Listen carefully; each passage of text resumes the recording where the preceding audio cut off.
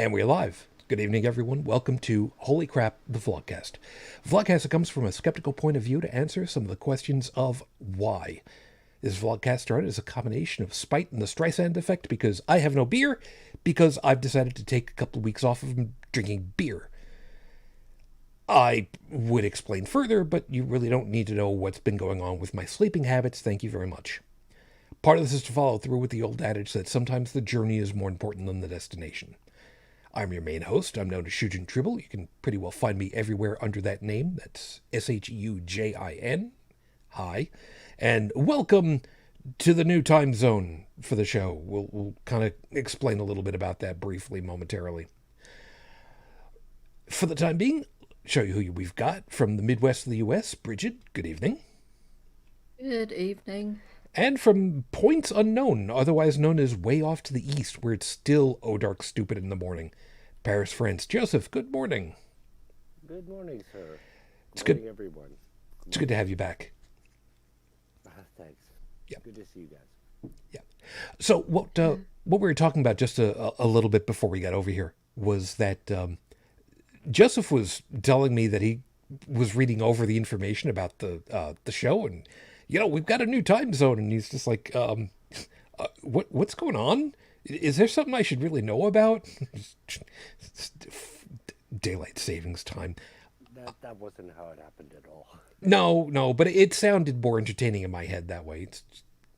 Anyway, but in all seriousness, the whole thing about warning everybody about the time change for UTC, because last week it was 0405 UTC, this week it's 0505 UTC, because daylight savings time sucks, and it just needs to go the hell away. I'm just sick and tired of this. It's We're just back on stupid. standard now, and they should just leave it on standard. Yeah. I mean, there's a perfectly legit reason why we've got it the way that it is, and, well, what's the whole point of daylight savings? Oh, right, agrarian time. That's great when you're in the middle of the Silicon Valley. That's perfect. Thanks, guys. Be that as it may. You don't have a garden? I kind of do. I have a couple of tomato plants. He probably doesn't need 14 hours of daylight to work in it, though. I know. That's I was joking. that's very much true. That's very much true. So, hi everybody. Thanks for being with us. Yeah, if you got a couple of tomato plants that takes you 14 hours, you have issues. Or really Probably good should not be smokes. growing stuff. Or really good smokes. Not in New York. I don't do that. Long story with that. So, everybody, thank you, of course, as always, for joining us on the live chat. If you join us live, you can go ahead and let us know how things are going over there. So, Stephanie, good morning. Glad you're able to make it. And yeah, this whole daylight savings thing. I mean, last week you guys were changed over different. Now this week it's changed again, and it's like whoopie ding, right? But glad you're able to make it, and the fact that you're able to be with us again means that you're still feeling well enough. So, thank you. Phyllis, of course, also good to see you over there, and of course the fact that you were there as well. Same thing. Glad that you're doing okay. You know, you you worry me sometimes. You know that, right? In any case, so we've got stuff to talk about as usual. Real quick, as far as to just a personal check-in, because I didn't really, I kind of forget to ask sometimes. Joseph, like, you'd been gone a couple of weeks. I know that you said off air that there's a bunch of stuff that's been going on, but as a general at the moment, you sounded like we were saying earlier. You sound like you're doing okay, at least for right at the moment. You doing all right? Yeah, fine. But I'm not going to talk about personal issues on air. Well, no. Basically, it's just more a matter of the virus check-in because a lot of Yeah, folks not. hanging in there. I mean, it's like basically work, bed, but that's fine. I'm just kind of worried about, I don't know how things are there, but I'm kind of worried about a fourth wave. Or a fifth over here, yeah. Well, is it the 5th already? It will That's, be. yeah. As soon as the holidays are all around, yeah. Because there's already the numbers are going up since a couple weeks. Yep. Yeah, the problem that we've They got have been is that too. we're getting the problems of the expectations of high volume, long distance travel for American Thanksgiving, Christmas, New Year's. So this whole winter season is just not looking really. It's looking more and more like people are just going to be stupid, and really don't want that. I had one of my colleagues, he just left for Asia just a couple days ago. I'm kind of worried about him being stuck there.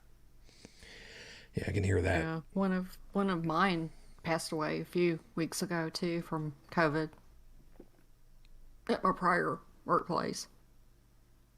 Passed away too? Or were you here when I was talking about Kat? No, I wasn't. Yeah, somebody I had worked with, prior. The place that I had quit when they decided we didn't need to wear masks anymore and stuff like that.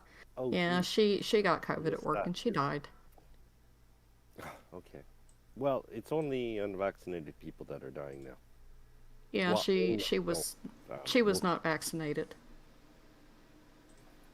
Yeah, and it's just one of those people that it's not. It's actually quite common, but uh, you know, things don't become real until they happen to them.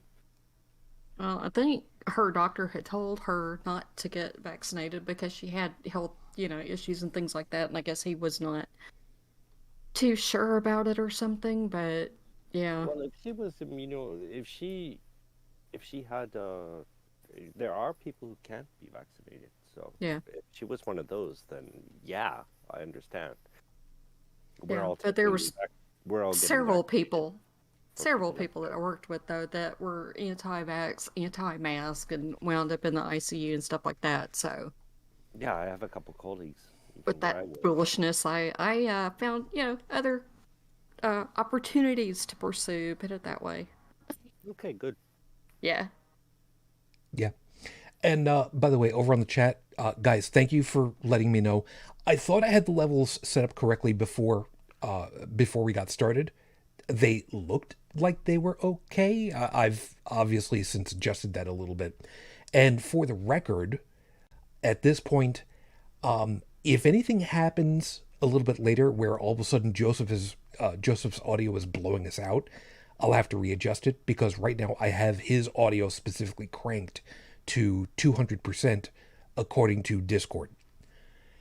It's I have to believe at this point it's just a Discord thing, and we just have to deal with it on its own terms. It Am I is what it having is. audio issues? Not exactly. It's just that your audio was, for whatever reason, turned out to be a lot lower than what I thought it was, and guys, let me know. And I've done the adjustment as best I could at this point. Is it still okay or what? Or do It's still a little bit on the low side, but you know what? Like I said, I've done I've done everything that I can on my side. Normally, the audio that would be already preset for you would be optimum to go through. So I'm not going to go ahead and ask you to try to futz with anything. There's no Yeah, reason for it. I'll be right back. Okay. Don't touch anything, Joseph. Yeah. It just don't worry about it. It'll be fine. Hi. So the only other thing that I can tell you guys is that I had an interesting experience earlier tonight. I stopped over at the Wegmans, which is the grocery store that I go to. And the place where I always get those beers. The put together your own 6-pack thing. And apparently the returns machine did not want to accept a couple of the cans, even though I bought them there. And they actually do say up on the top, New York, 5 cents. It's like, well, what the hell's going on? Well, it turned out I asked him over there to, knowing full well customer service is long since closed for the day. I just asked if they knew anything about it. And, person called over night supervisor, and they're just like, you know what? How about just come on over to the desk? I'll print you out a receipt for the returns. I'll just go ahead and do it manually. It's like, well, very cool. Briefly talked about a couple of the items, including how bad that creamsicle was. And we got to chatting a little bit and told her about the podcast tonight. So I have no idea if they'll be listening, but if you happen to be the person from Wegmans who helped me out with my returns, thank you. That was very kind of you. I really do appreciate it, and I hope that you have yourself a good time, whether you listen or not, which is also what I told him. So with that, anything that I missed for you for right now, Brigid? Well, y'all are just gonna have to, deal with me tonight. I'm kind of under the weather. I've been running a fever and stuff all day, and I'm doing good to sit up, but I'm here. Okay, we'll see how things play out. I've already told her that, if we run short tonight, by comparison, you know what? That's fine. If you hear a loud thud on a wooden floor, that would be me. You haven't prepared cushions? Do what? You haven't prepared cushions? No, I probably should, because the room was spinning a few minutes ago. Well, actually, everything is spinning at a couple thousand miles per hour Well, anyway. yeah, but this I is know, like in my head. Well, it is what it is. Well, But the weather is not helping. It keeps going from like 28 Celsius to like 1 Celsius, just up and down. It's crazy. yeah, and we had a little bit of like effect snow going on out this way. Nothing accumulated out by me, dusting out over by Buffalo proper. But you know what? Yeah, I mean, it Fine. may or may not here. I mean, it's like a 50-50 chance, and then it's supposed to get back up to like 26 or 27 in a couple of days, and I'm like, just stop. The other day I went out for drinks with, because like I said, one of my colleagues was leaving, but I went out for drinks. Where I work is right across the street, so I was like going across the street in like a cardigan. And one of my colleagues said, let's go out for drinks after. And, well, believe me, I noticed the weather change. Coming home at 11 at night with the cardigan. It was a long trip. Yeah, I mean, today it got up to 2, but I think by Tuesday or Wednesday it's supposed to be back up to about 26.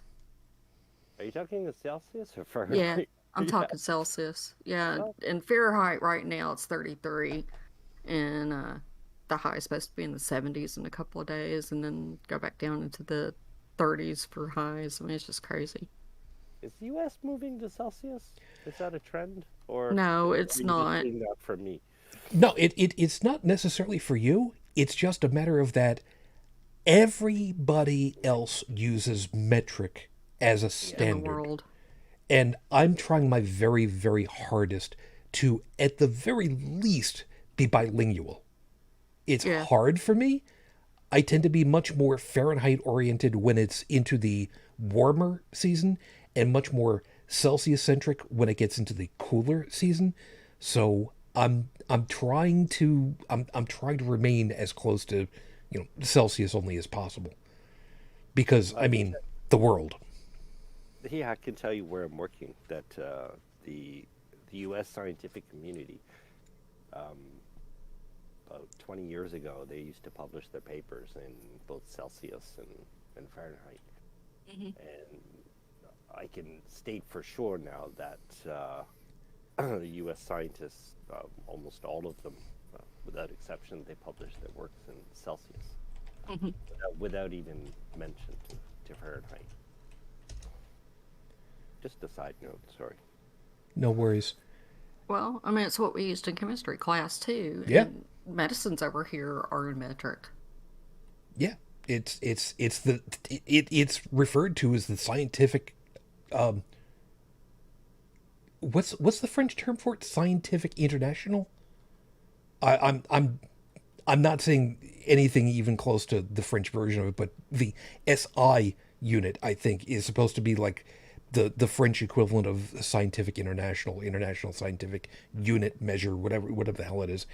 But I mean, like I said, everybody uses and what? There's 2 countries that use imperial as a primary, and we're one of them, and it's just stupid. Micronesia? No, it's a Northwest Africa. Libya was one of them.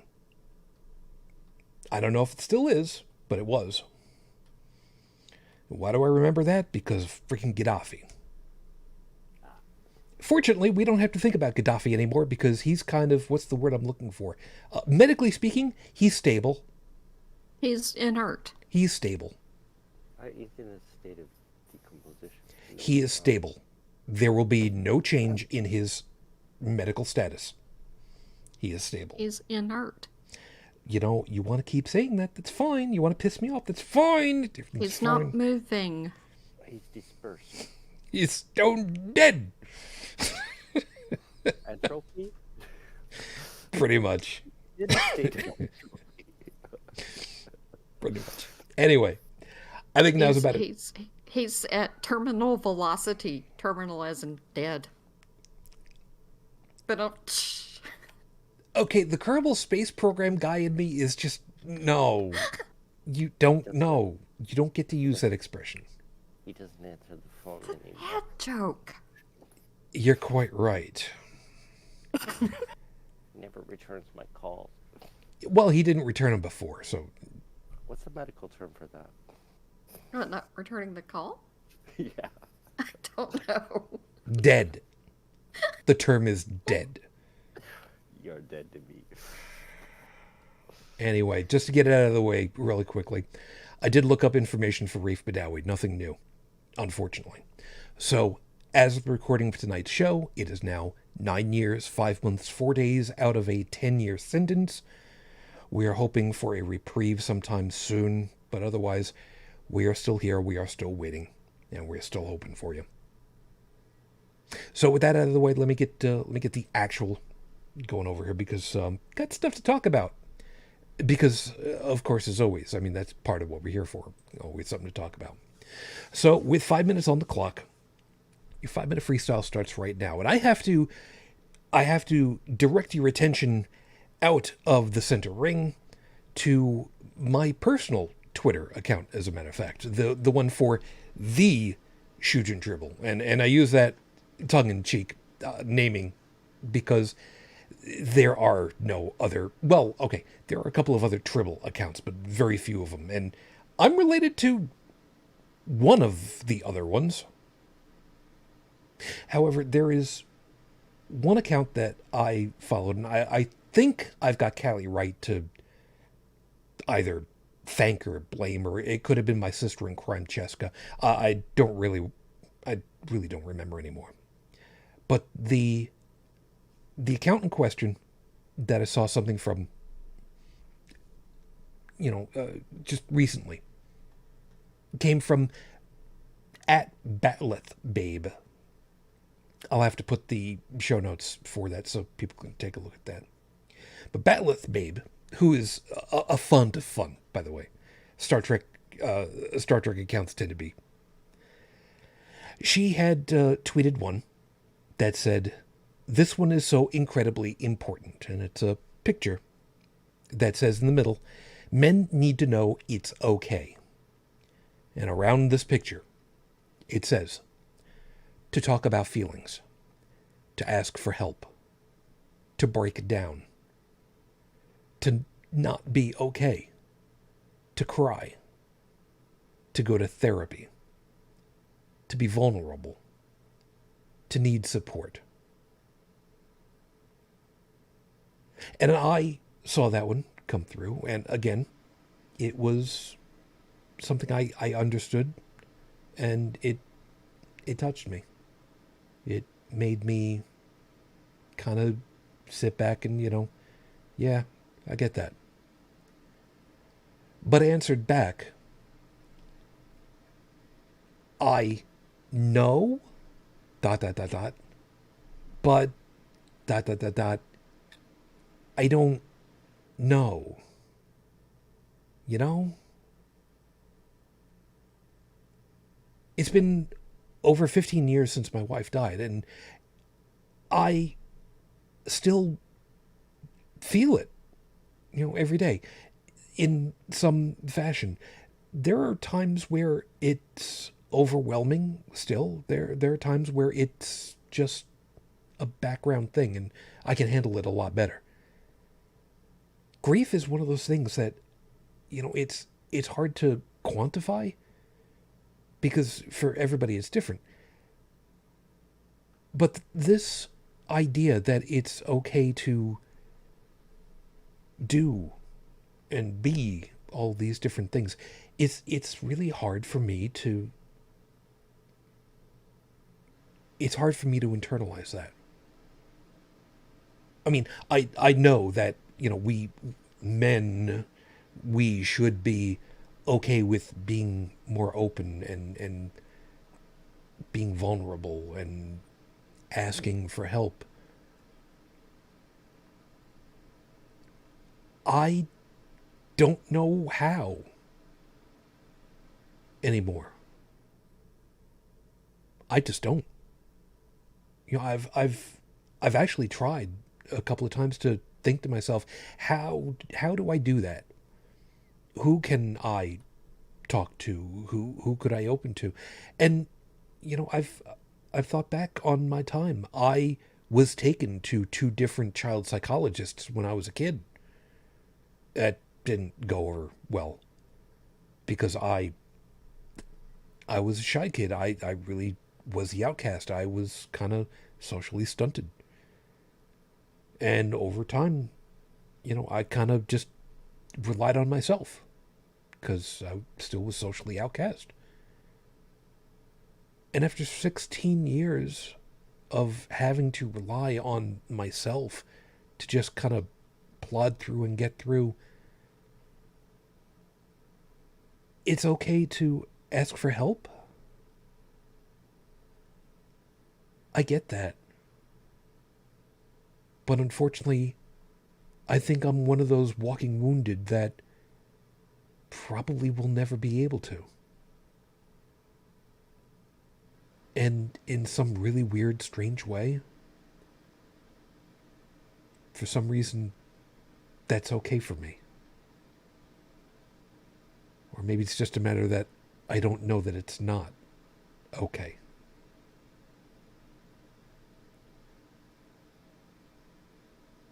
There are others like me out there. Just try to be kind to them. Episode 384 of the docket, Armistice Day. Now, technically, this kind of works into being the end of a 3-part unofficial series, I guess is the best way of describing it. Back when Halloween came up, kind of talked about the idea of, spirits, the spooky and the afterlife-y kind of ghost kind of stuff, and we don't really think stuff like that.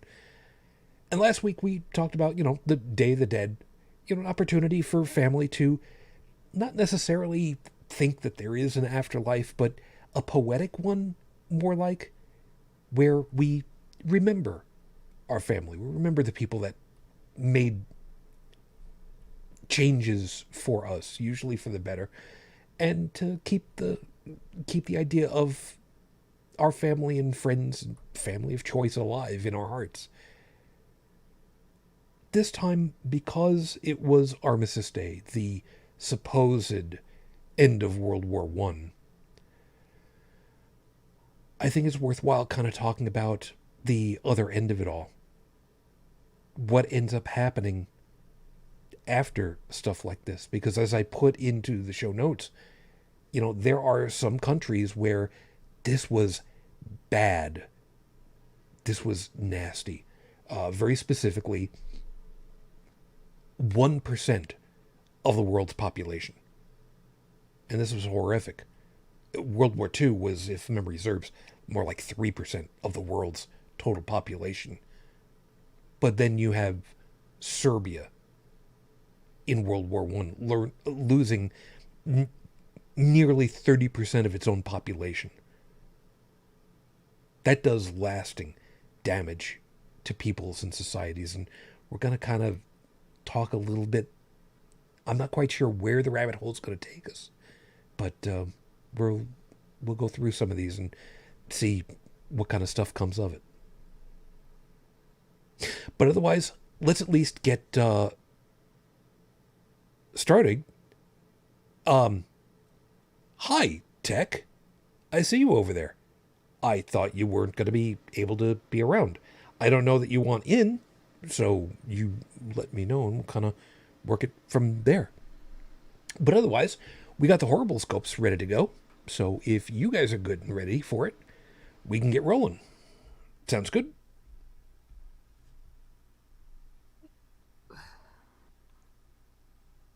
I'll take that resounding yes right from there. Or wait, Yeah, you guys are giving me this stuff one way or the other. Tech, are you? Now see, here's the problem. Tech's over on the chat, but he had told me that he was supposed to be going to be unavailable. So I don't know. He's just checking in. You sent him a link to the show? No, because he had told me that he was unavailable, and yep, there's the confirmation. Not able to talk, so he'll be typing up away. Okay. Oh, I had to be sure. No worries. You take care of yourself over there, man. All right. Other than that, let's get you rolling over here. Well, you'll have to wait and find out. I did finally get the horrible scopes written up earlier today because I had a crap day yesterday and I really just was not up to doing them.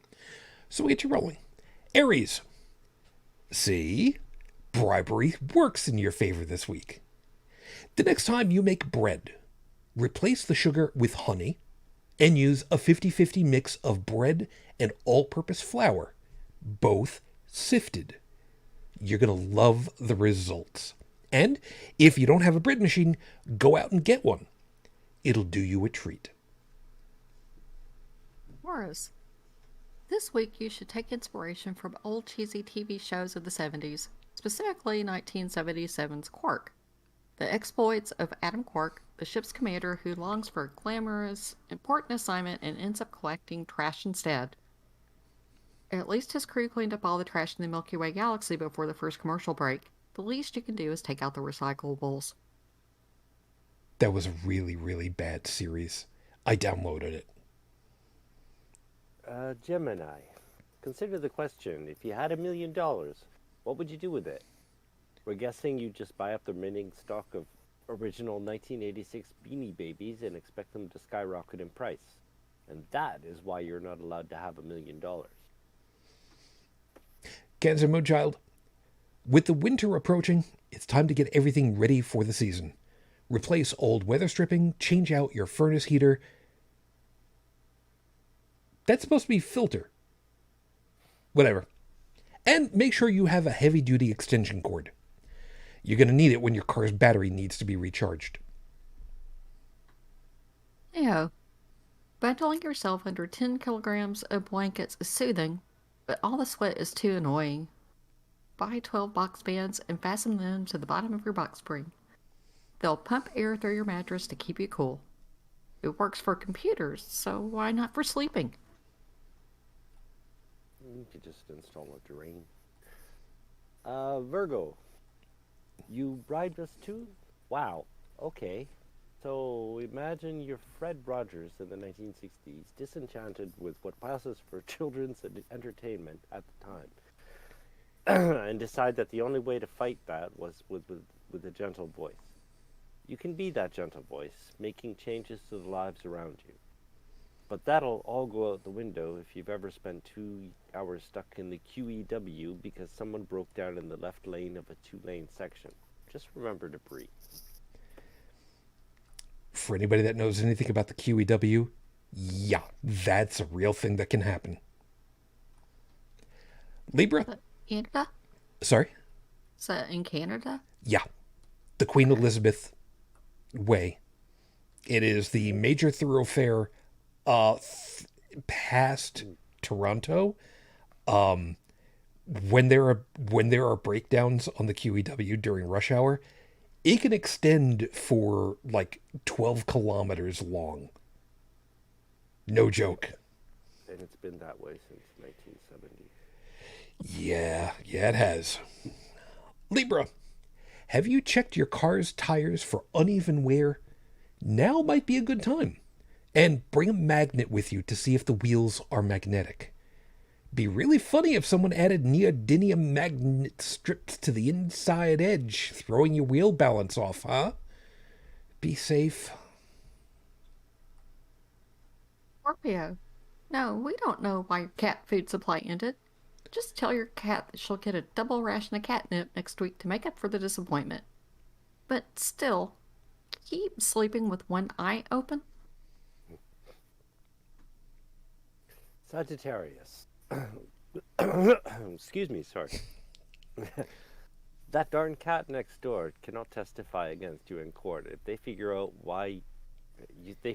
you killed the bat. Now that you're clear on that, it's time to head out and try to shoot a Canadian cobra chicken to serve for Christmas. Why so early? Because you know full well that its icy little heart will need that long to thaw out before you can hope to cook it. And remember, you're only going to get one shot at this. One shot. One kill. And if you miss, we know who's going to be killed. Me. Capricorn, someone is about to start a prank war with you. Don't fall for it. Just appreciate the prank for what it is. An opportunity to learn how they operate so that you can best them in the spring. It's only 5 months until you can get them good. Start planning now. Aquarius. You have more gravitational influence than personal influence over your friends. Don't give advice unless they ask you for it this week. It'll make things less awkward for everyone. Is that a way? That's a roundabout way of telling someone that they're fat. I wasn't trying to say that. Okay. I wasn't trying to say that. Pisces. Unless your bathroom is carpeted, don't replace your shower door with a glass one. Sure, they're cool looking and make you think you're some kind of... I'm having a problem reading today. Sorry. It's still early. Cool, yeah, sure, they're still cool looking and make you think you're some kind of rich 80s personality living in the lap of luxury. But one unsecured bolt and you'll never get out of there. And if your bathroom is carpeted, please tell us that you bought it that way. And what's your excuse for not? Bathrooms are just gross. I found out that not too very long ago, carpeted bathrooms was all the rage over there in the UK. So that's why I'm saying I really hope that you bought it that way if you've got one. Those are your horrible scopes for this week. Trust me, the idea of a really damp, deep pile shed carpet that's green, that's not supposed to be green, is a really, really, really disgusting thought, and really don't. Bathroom carpet. Yeah. Yeah. The bath mat you never change. No, not a bath mat. Carpet. No, it's a carpet. Legit permanent carpet. Yeah. No, I said, but yeah, kind of metaphor. Anyway. Bathroom carpet is like a bath mat that you never change. Yeah, it's gotcha. really gross. Yeah, it's... You get cosmetics in it, everything else is just gross. All that talcum powder that's fallen off your body that just gets accumulated over in there. Yep. Maybe save a piece for, I don't know. No. Oh, can you imagine the carpet around the toilet? No. This is why all carpet should be white, so that you can always bleach the absolute hell out of it every time. If it's permanently placed carpet, you can't. I don't care. I will use bleach any opportunity I can. And if I can't, I'll use kerosene. I'll just burn the whole damn thing down. By the way, that's something that I learned from my wife. She was the one that taught me. If you're gonna buy bath towels, don't ever buy colored bath towels. Always buy white. Why? So that you can always bleach the hell out of them when you need to, because women. It took me a while to understand what she was trying to get at, but it made perfect sense after the fact. And yeah, only white. Because women? Yes, because sooner or later you will make a mistake and you will have a white towel not be white temporarily until it's washed. Okay. I won't follow that. I have a suggestion. But Explain it later. Explain it later. Laminate is the current fashion. That's okay. And the bathroom carpets were never shag pile. They were washable. You know what? I don't care. The fact that they were carpet in the first place, just no. And Fearless, marble, just use marble. I'm going to use my F-bomb right here. Fuck no. Old. No. Never mind that. Marble. Smooth marble. Wet Slick. feet. There you go. Nobody needs to be the help, I've fallen and I can't get up woman. Nobody Yeah, needs it's to bad be that. enough. Bad enough having ceramic tiles in the kitchen. Those get slick too. Yeah. Ask me about that. No, I'm not. I've broken a toe before, but because mopping and slipping, and had it go underneath me. Yeah. It was my middle toe. Okay. I don't care which one. The only other person I've known of that has had toes broken was the lead singer for the cover band that I used to do photography for, and that was because every once in a while it'd be just like, yeah, I was just moving microphone stands around, and one of them slipped out of my hand and hit my foot, and broke that one again. I mean, I've broken my big toe before on my motorcycle a couple times, but this was the first time I'd ever broken a middle toe. Okay, we're not going to talk about this anymore because I'm starting to feel bad things in my testicles, and I really don't need this now. Thank you. bad things in my testicles. Okay. That sympathetic pain, for me, that's where I feel it, all right? Ooh. And it's a bad feeling. I can get away with saying that because it's true. Yeah, all right. kidney stones hurt worse.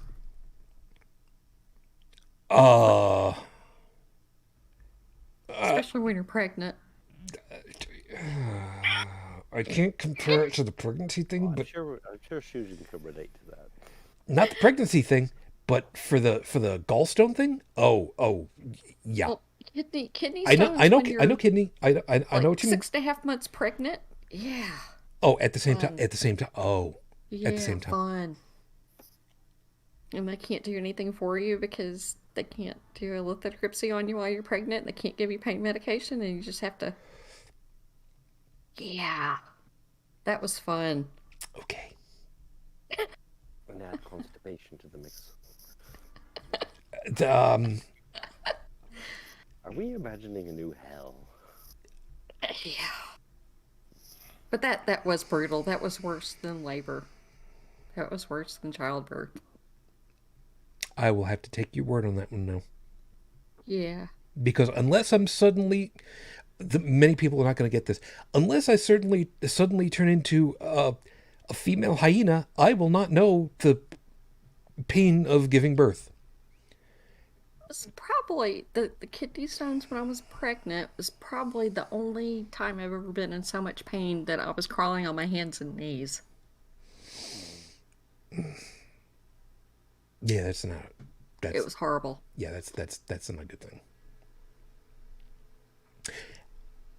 So, moving into this whole damn thing. As I said, Armistice Day was this week.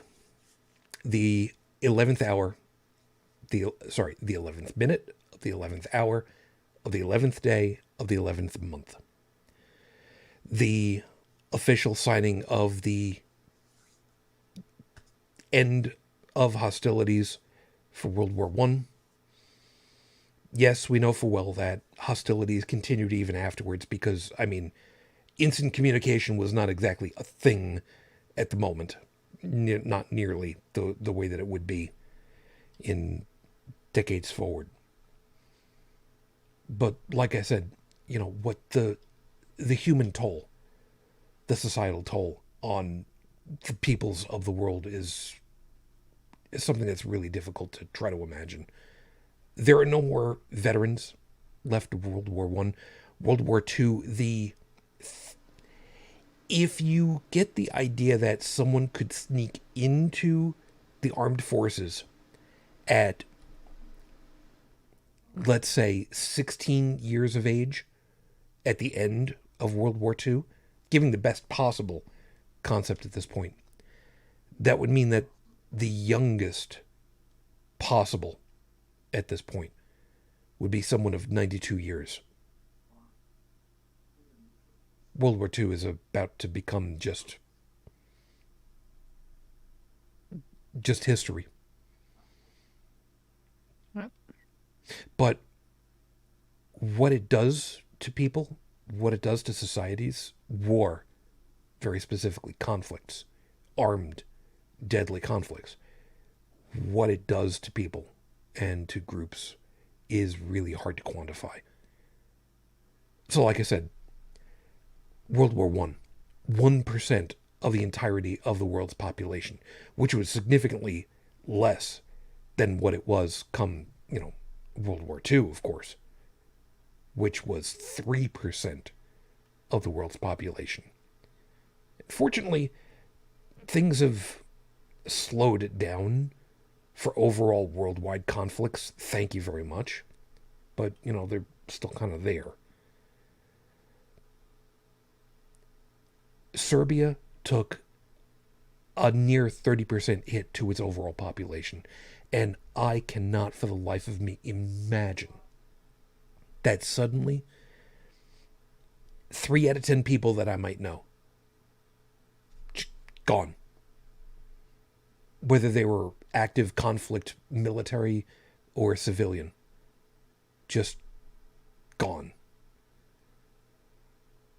And the amount of infrastructure that would be just gone.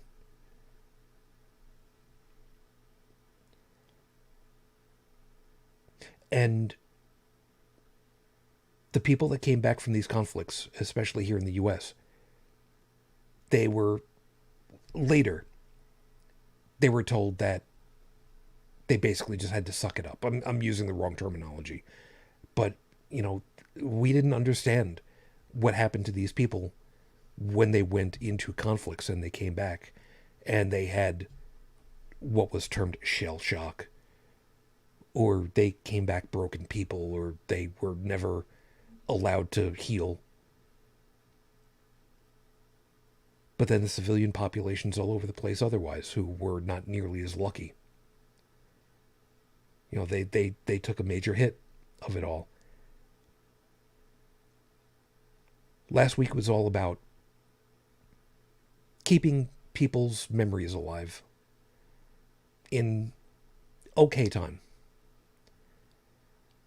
How can we even consider how these people dealt during those times, after conflicts, worldwide conflicts? I'm lucky enough that I've never had to serve in a military, because I don't think I'd be able to. I could not pick up a weapon to kill. I just couldn't.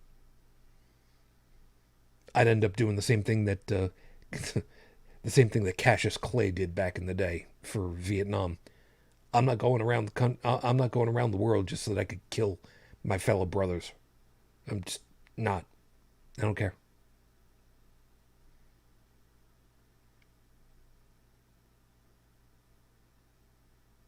So this is going to be a really difficult topic to try to look through, but I think it's kind of important for us to kind of close out everything that we've gone through and try to figure out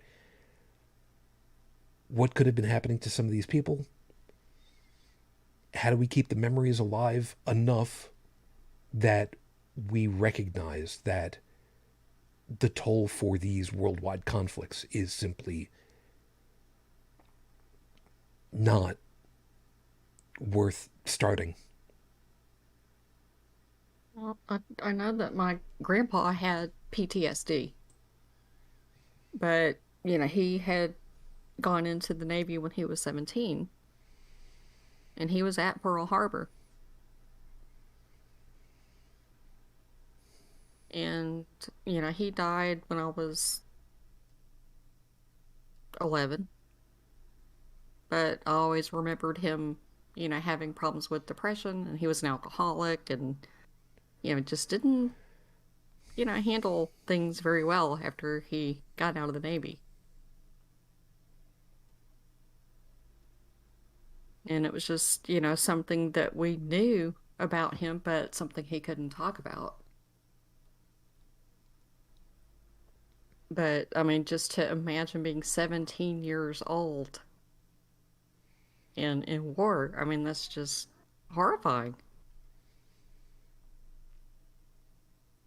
And the stories of the, for lack of a better way of putting it, I don't know that it's wrong, the kids who snuck in because record keeping was fuzzy, who snuck in at 16, 15, if memory serves, I think was one of the youngest that ever got in. I don't know if he snuck in or if he was allowed to enlist when he was 17. I just know that he was 17 when he went in the Navy. Yeah, 17 wouldn't surprise And, me. and that's still, I mean, it's still a kid. I've got a picture of him, in his little, Navy uniform with my grandma that was taken around, I'm thinking 1944 Hmm. or something. I'm not sure the exact date on it, but he looks so young. I'm gonna say something that's gonna sound, um, He was young. well, okay, you beat me to it, so okay. Yeah, he was.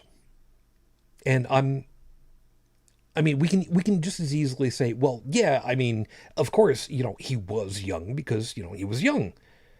But there's also another piece about it that we kind of miss out because we don't think about it. Before you go into a conflict, you are young. It Yeah. does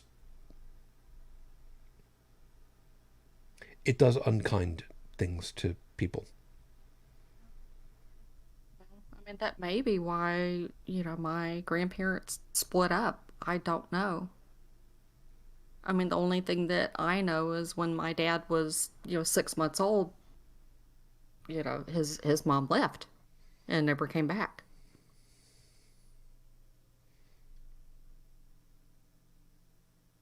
My grandfather was in the Navy, World War II. He got lucky. Um, he was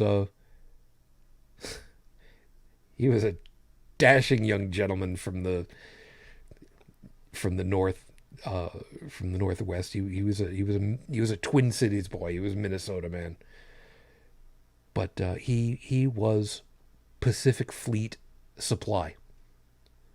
So the likelihood of there being any kind of conflict, I mean, no. Fortunately for him, just no. And he, never talked about it. I never really knew when I was growing up. And I really think that he got exceedingly lucky. Yeah. I only know that my grandpa was there. I mean, he never said anything about it to me ever. And the only reason why I knew that he was there is because I don't know if it was somebody in the family or what had kept a newspaper clipping of an article in the from the Memphis paper that had said that he was there and had saved these crewmates and things like that, but he never talked about it at all. Yeah. Stephanie's pointed out, both my parents served in the Air Force during the Second World War. I was raised on RAF stations. Armistice Day or Remembrance Day was significant in my childhood. I'm going to come back to that in a second. And also continue to say, Pearl Harbor was particularly shocking because the U.S. thought they were at peace. Yeah. Peace? They were ambushed. Yeah. I want to say that peace might be overstating it just a little bit. A tense peace, probably.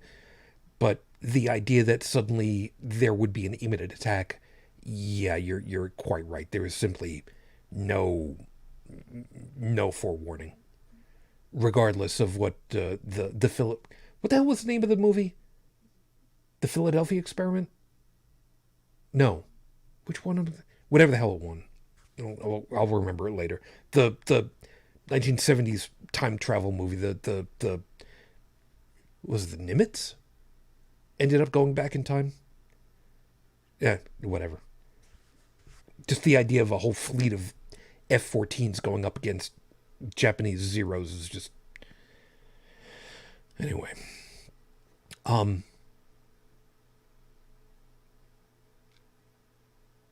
Armistice Day / Remembrance Day.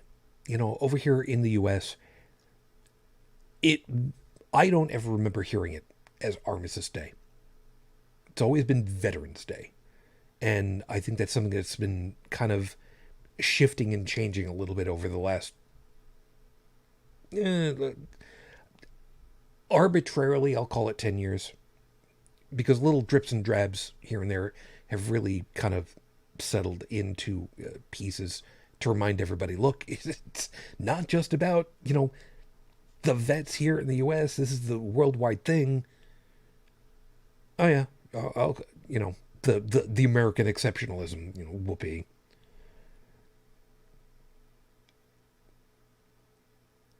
It's kind of annoying for me to think about it in the terms of that, how much we Americans have really looked at stuff and said, go us, look at how proud we are for all the people that we've had going out there and such. And it's like, do you not even get it?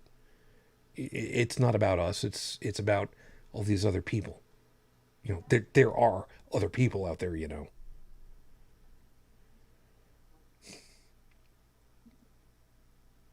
And we're fortunate because we get to see the people that have come back.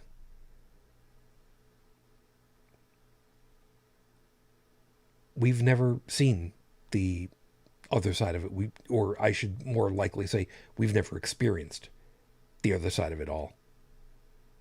The countrysides that have been ravaged. I mean, hell, admittedly, I have not, I don't really remember the trips that I had had to England as well as I would really like, mental trauma and everything. But I remember my grandmother's friend. God, I miss her. Her name was Jem. Lovely lady. Absolutely a lovely, lovely lady. I miss her terribly. But we talked a couple of times. And she talked with me a little bit about what it was like for her.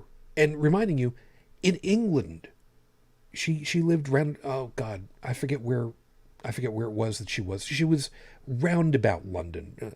I don't remember exactly where. But she talked about the terror that was involved with the buzz bombings, the pockmarking that happened on buildings, and how much they still had, stuff left over, 20, 30 years later. putting it into the 70s, because it's when it was all going on, meaning the times when I would, I had opportunity to talk with her. But even then, that's England, man, and a generation of people who grew up positively terrified of a sound because it could be the last thing that you hear, and you've got seconds to just hide and hope. And I have no idea what that can do to kids. I mean, the most traumatic things that I can remember were having to do the fire drills to go outside from the school, or the air raid drill to go into the middle of the hallway and cover your head and lean against the wall. Like that would do anything.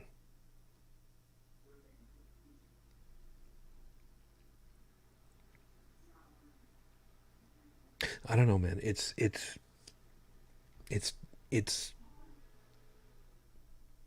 tough for me to think about situations like that where there's people just gone,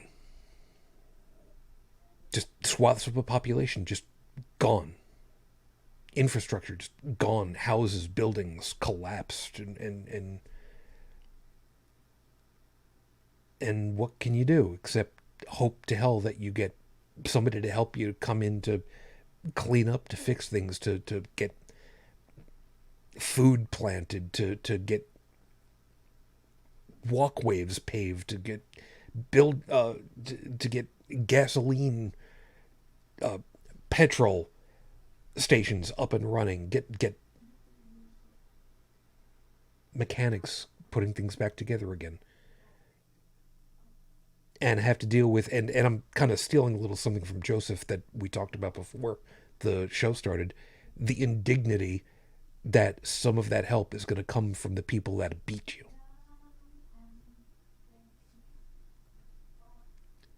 I can't imagine how that would be. And Brigid, you got a TV on back behind you somewhere? I hear something. It's probably my husband watching it in the living room. No worries. No worries. It was just startling because I'm starting to hear the ghostly kind of voices, and I didn't realize that it was actually coming through because I finally looked over at my other screen and I suddenly realized, oh, there's the indicator that's showing that, there's sound coming through. Okay. Oh, sorry about that. No. It was just kind of freaky because it's like I'm hearing female voices in my head. This is not good. Or am I freaking out a little bit? Yeah, I had just looked to try to figure out when my grandpa was born and stuff, and figured out that he enlisted in 1939. Damn. Yeah. Part of the funny part about it is, for me, I'm thinking to myself, wow, 1939, what do I know about it? Some great big band music, some great old time radio. Well, it wasn't old time radio at that point, but the entertainment world, vaudeville, and damn. Yeah. I wish I had a picture I could put in the chat, of them, but I mean, I just have it in a picture frame, so no way for me to put it in there. That's all right. I just put up a picture of my granddad. He's a nice looking gent. Oh, yeah. Yeah. He was an airframe mechanic. Wow. But he wasn't that young when he went in. I think 45 he must have been. Well, he was 102 2 years ago, so... Wow. Good man. Yeah. Yeah, Remembrance Day is big in our family.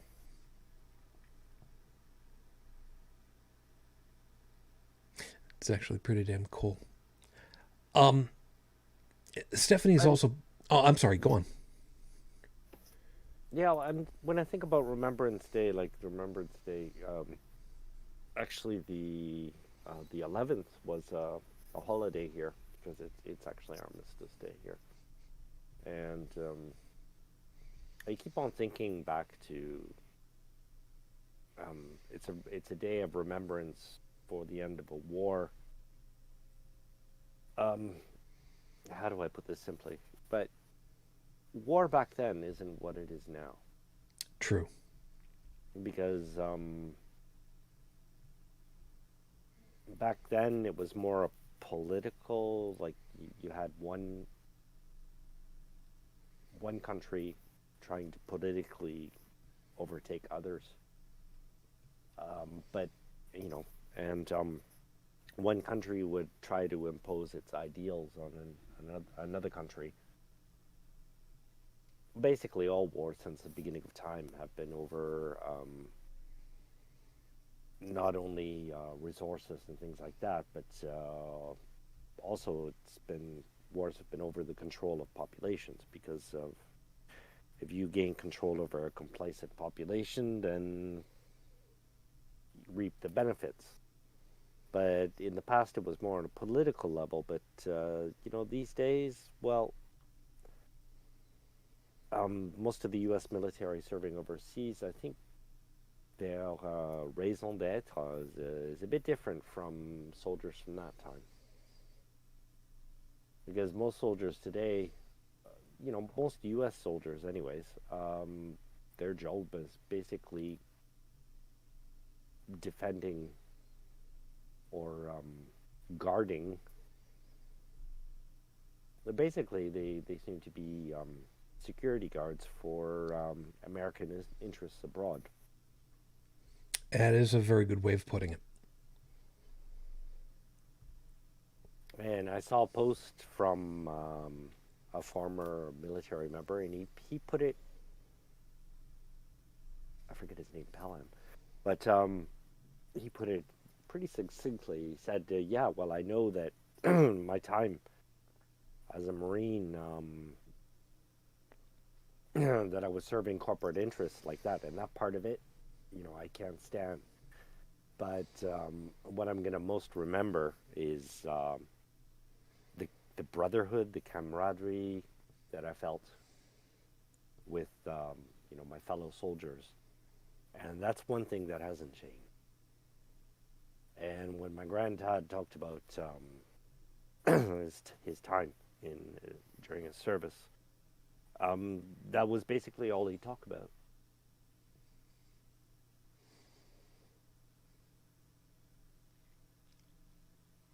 I can believe it.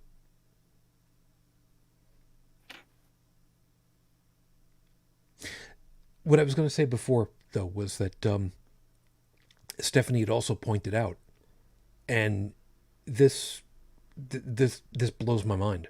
No pun intended. We still find unexploded ordnance. This is stuff from World War II, which we are fast approaching 100 years since. It's been 80 years since, roughly. I'm rounding a little bit because I'm not doing math in my head right now.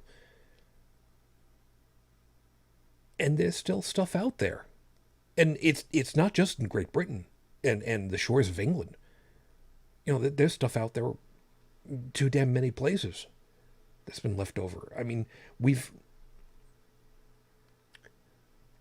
there's a piece about this one that I'm not going to go too far into.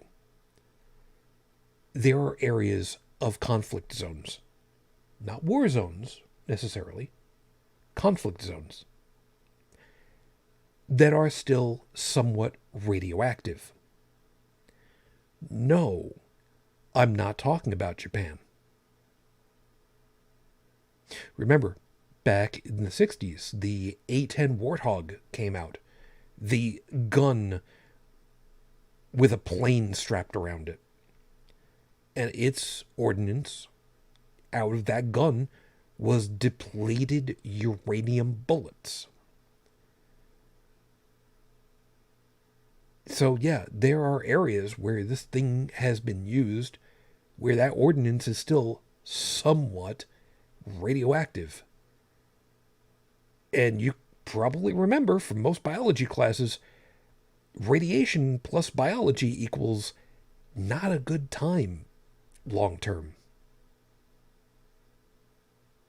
But the problem is, what can you really do about it? Just not a hell of a lot of anything. And like Steph said, stuff that's still out there. Every once in a while, there's a piece that comes up on the news. Somebody found somebody found an unexploded hand grenade in the sand of a beach. Bomb squad comes in and find out. Yep, this was a real thing. Yep, we took care of it. Don't worry, it's all good now.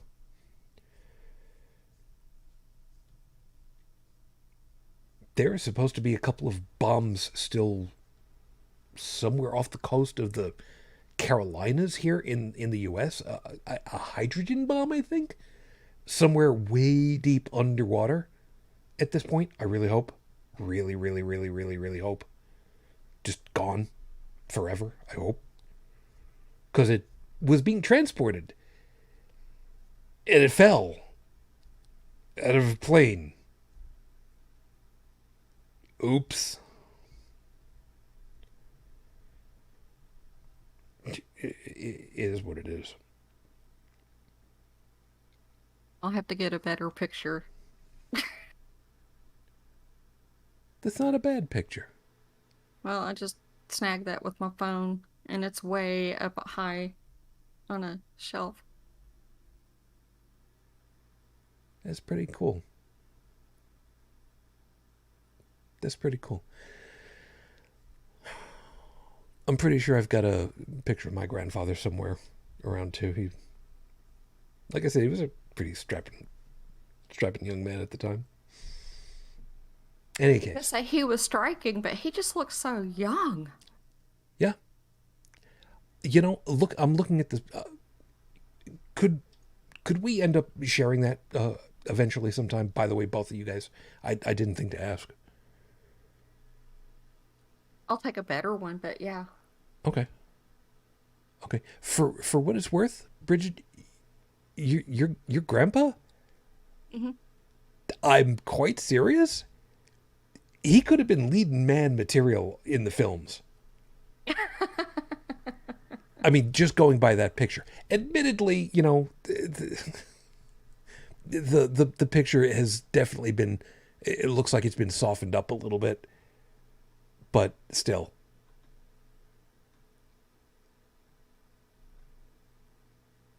That's really something. I'll have to pull that down and get a straight-on picture at some point. But my bookcases, are like 4 shelves high, and it's up on the top shelf, and I'm short.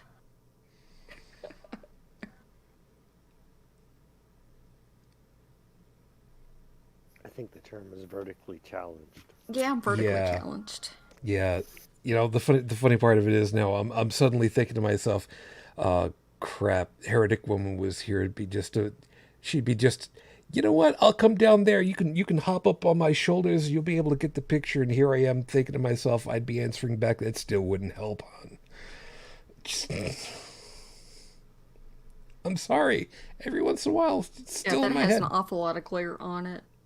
I'm looking at it at the screen of my phone with, my old background on there, and it's vastly different in that picture, but it's really small. That's all right. Felix was asking, can you scan it, Brigid? See, this is the thing that pisses me off. The idea Wouldn't be able to get it out of that frame without destroying it. There's that. The idea of being able to have an actual scanner anymore. That's just not done anymore. That annoys the hell out of me. It really does. I got a flatbed scanner that I had gotten from my Amiga years ago. I don't use it anymore. It's a SCSI scanner. It's a term, whatever. But you know, there's no such thing anymore. It's all on the camera, just flashy thing and whatever. Anyway, like I was saying, we're the lucky ones. We're the lucky generations. We've got we've got the vast majority of our combatants came home. We don't, you know, what have we got to compare it to? We've never dealt with that. We've never dealt with that. And you know, kind of painting a broad picture on this one, you know, thinking back about how, like I said, worldwide 1% of the population died from World War One. And here in the US, I'm not going to do the I'm not going to do the numbers right now, but there is a not insignificant percentage of the population now that we've lost through medical issues. No, I'm painting it really, really broadly for a minute here. I'm sorry.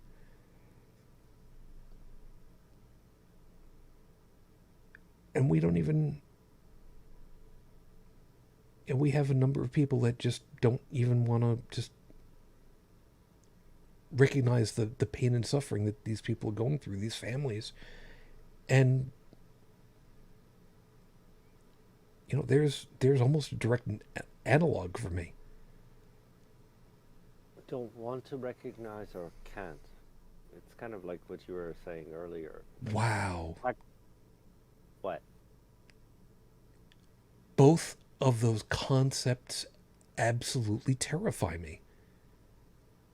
The idea that some people can't empathize or sympathize with those deaths and those losses, or won't, which would be an active rejection of. Both of those concepts absolutely terrify me. Well, won't also involves a refusal to learn how to, because I mean, exactly. Empathy is a learned. We do have. I remember an earlier discussion where there was a difference between sympathy and empathy, I think. Oh God, I don't remember which is what and how to differentiate. Yeah, but I mean, one is actually feeling within yourself the pain of somebody else, and then there's also another emotion that's about amounts to pity. And then you can step that up one level where you've got somebody making, I think the term is something display. What do they call that? You know, like somebody makes a display about caring about the starving children in Africa when they don't. There's a term for that. But anyways, yeah. But there's so many different levels. But I mean, if you, the person best able to feel somebody else's pain is somebody who's felt pain themselves, and better still in a similar situation. But those who haven't felt pain, who have led relatively comfortable lives, who don't think about anything but whatever's their own little bubble. These are the people that have never learned to really empathize. And Stephanie's got a, sorry, just real quickly, Stephanie's got a piece over here that I don't know that it's right or wrong, but she's got it over here as sympathy is pity, empathy is understanding. Again, I don't know if that's right or wrong, because I oddly enough, I've never really thought about what is the difference between sympathy versus empathy. I've never dealt with that concept before, so that's something I'm gonna have to read up on it and educate myself on. I think Sam Harris has a podcast about that. If I'm not mistaken. That's. I'm behind on so many podcasts as it is. I'm not even gonna.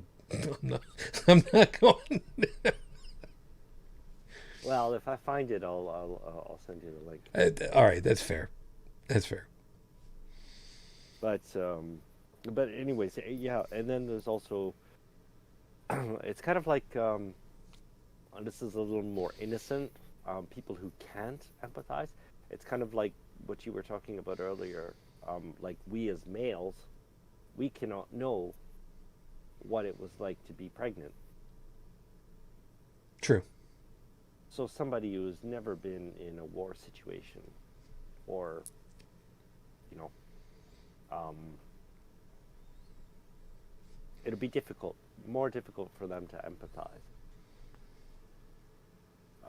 But, you know, that doesn't exempt them from, because Remembrance Day is basically, it's also included in the package, is basically our, it's a means to make us understand that everything we have today is thanks to the sacrifice of earlier generations. But that's always been the case. I mean, in every instance. I mean, even your great-great-great-grandma working on the farm, I think everything from our past should be respected in that light. But yeah, but Remembrance Day is basically, it's also remembering the sacrifice of preceding generations for the comforts we have now. I'm trying to remember if it was Einstein or Hawking who had said, and I'm going to completely butcher this because I don't want to be tappity, you know, on the microphone while I'm, you know, have that coming across. But the quote was something to the effect of, if there is any reason why I should be able to see as far as I do, meaning with the theoretical physics, is because of the giants on whose shoulders I stand.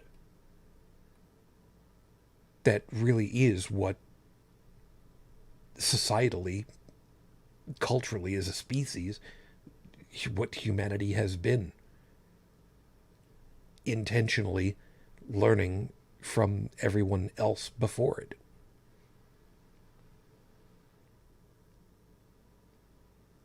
And there's so many that just take that for granted because it's just there. I mean, why shouldn't it be there? I mean, it's just there without realizing, you know, like you said, the fact that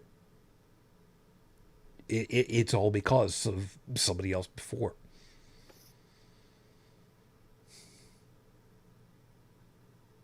God, the arrogance and hubris that we can have so easily by just forgetting about that simple concept.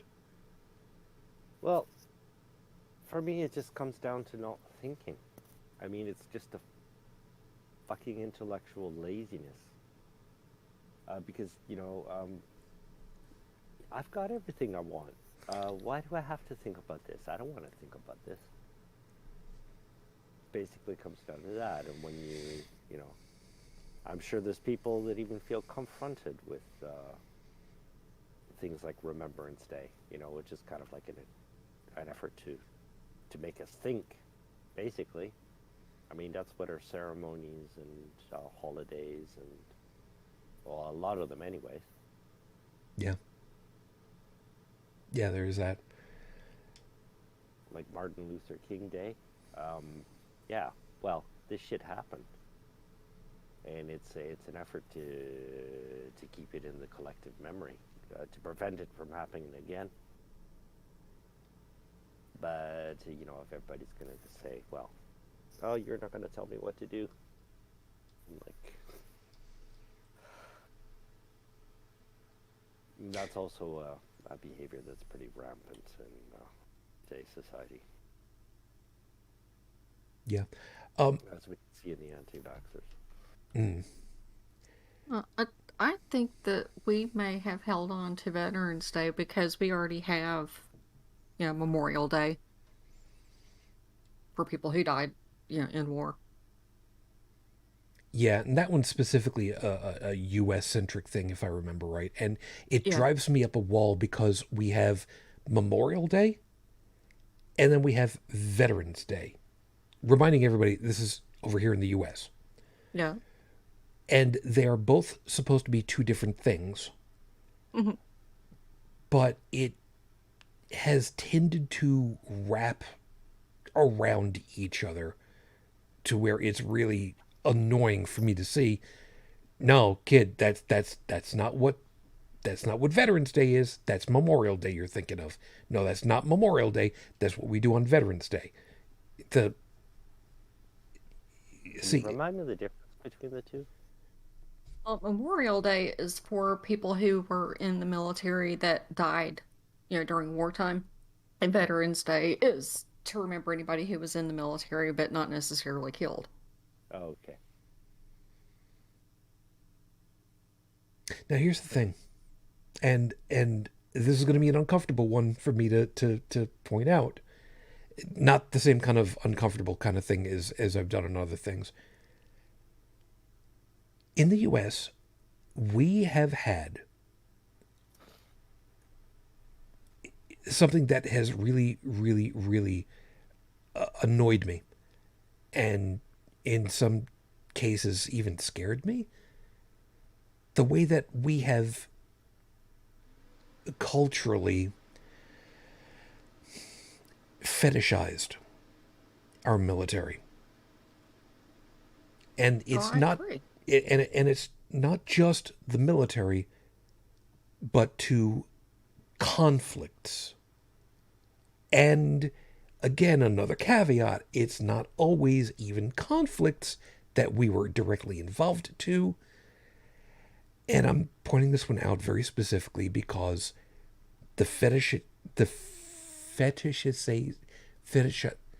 whatever. You need some help? Hun, I've needed help for over 10 years. Don't get me started on this one. The giant ego stroking of the military goes even beyond the military itself. But it even goes into very specifically the terrorist attacks that we had in 2001. To say that event was specifically fetishized culturally here in the U.S. is not putting too fine a point on it. It's not. And I don't remember what the show topic was that Seth Andrews had, but I had called in one time and just went off about that. And that, just speaking for myself, and I'm sure that it isn't only me, that I was just fed up and sick and tired of being used as a campaign prop and a talking point and paraded out, for political ends. Absolutely. And just felt really used and objectified. But I excuse the term, but I empathize with that feeling because I see like veterans being like used in that way. Thank you for their service. Yeah. Pushing forward the patriotism part of it and all of that, and while not at all mentioning the fact that these guys are dying for corporate interests. It's disingenuous as hell. And Stephanie, you hit on a piece that I was going to get. Stephanie put, the fetish is just lip service. Look at how veterans are treated if you think people really care. If Yeah, people they really don't give a cared, shit. we wouldn't have a need for veterans. I'm Well, it's not only that. I mean, people don't want to fund any benefits for them. You're right.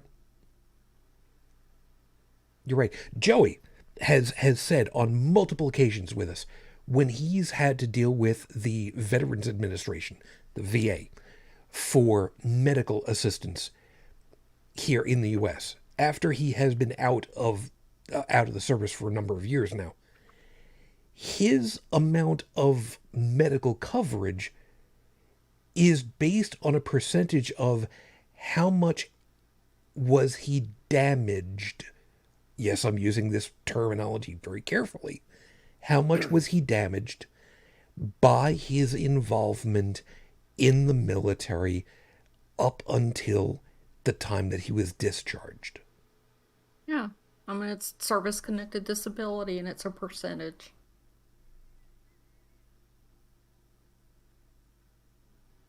And the corporate interests that benefited from the war, is their income going down? No. Uh, No, and it's a legit point.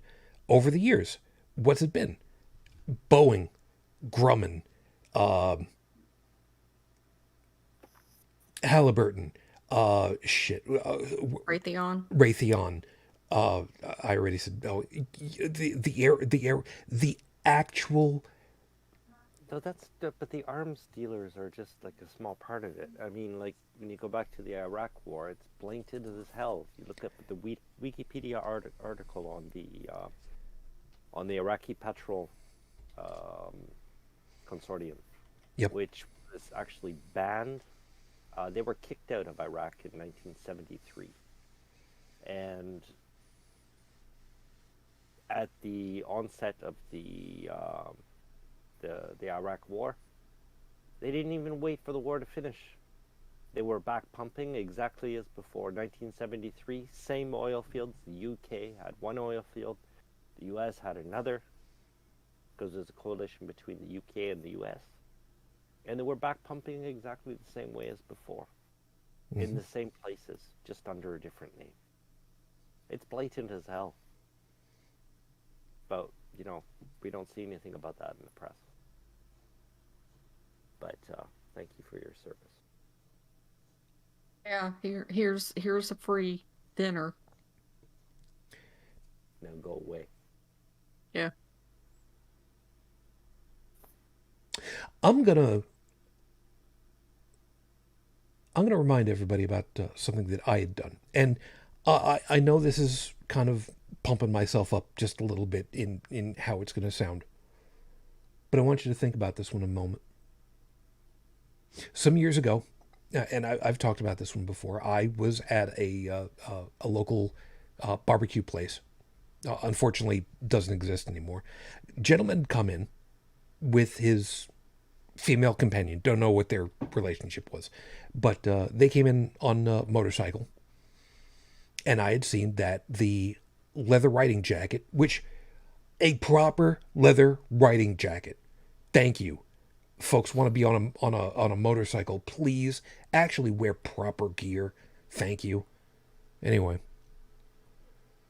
he had the usual biker pieces on it for various different things, and one of them in there that I had noticed was very specifically one for being a veteran of Vietnam. And this was a place that I had delivered to a couple of times before, for the bakery I was at, and I waved over one of the people behind the counter and whatnot working, and I'm just like, after they order, whatever their bill is, bring it to me. It's okay. They ordered, and normally the way that you do it is, you place your order. When your order is ready, you'd come over, you'd pay, and Okay. So there was nothing unusual with the fact that, they took their order and, they didn't have to pay for anything just yet. So they came over, they gave me the bill, I paid for it, and I told them, when I asked what happened with the bill, tell them that somebody took care of it for them, to say, just welcome home. That was the extent of it. And I found out some weeks afterwards, when the guy finally asked about the bill and he was given the message, wasn't told who did it, was just told that somebody covered it for him. Apparently they said that this guy bawled into tears. Yeah. I ask you, even though this is going to sound like I'm playing myself up really bad, I ask you, is that really how somebody in that kind of position should ever be? Where a single act of kindness from someone who would reduce them to tears of gratitude that somebody would do that for them just because? Well, I mean, after the way that they were treated when they came back here, I get it. Yeah. They didn't get a welcome home parade, and let me just go ahead and on record as saying that I still think that was kind of bullshit that something like that would happen anyway.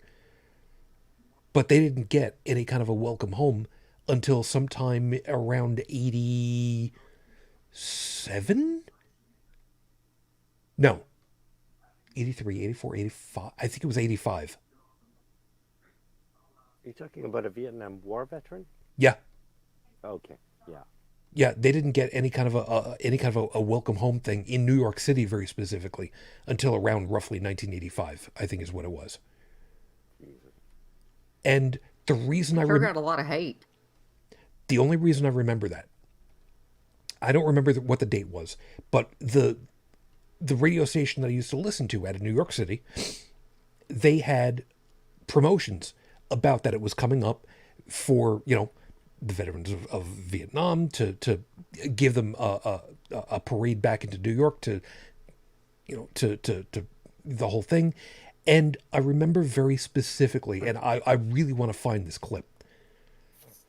They went ahead and they had, all the usual, over the top, high energy background music and whatnot for the whole thing.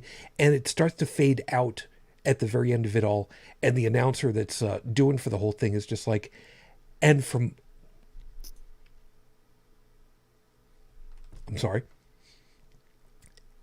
all of us to all the men and women of the armed forces from Vietnam. And at that point, there is no background music left over. It's just dead silence for about 2 seconds, which, by the way, in broadcast radio, 2 seconds of dead silence is like a lifetime of just, you're supposed to be doing something. Ask anybody that's in broadcasting, they'll tell you that's exactly right. It just pauses for just that 2 seconds. And it says, from all of us to all of the men and women from all of us men and women from the military, it's dead silence. Thank you. And that was it. Simple, and to the point. It was not a big grand, thank you for the service that you did, the whole thing, it was just a simple thank you.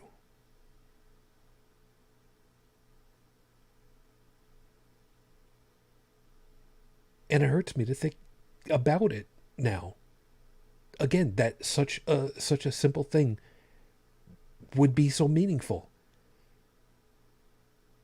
And like I said, the whole fetishization of the thing, I don't care if it's the right word or not. I don't care at this point. We've got that had happened where in 2001, thousands of people. But yet, back in Pearl Harbor, was that fetishized? No. Kinda. Not to this extent. No, it was not.